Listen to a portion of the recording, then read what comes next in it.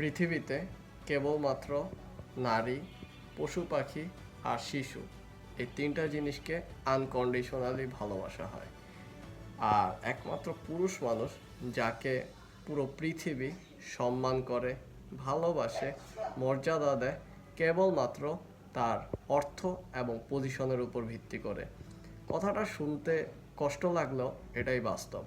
আপনি যদি পুরুষ হয়ে জন্মান তাহলে আপনাকে অবশ্যই আপনার টাকা থাকতে হবে, পজিশন থাকতে হবে, নয়তোবা আপনার সমাজে মূল্য নেই, পরিবারে মূল্য নেই, কিংবা প্রেমিকার কাছেও আপনি কোনো পাত্তা পাবেন না।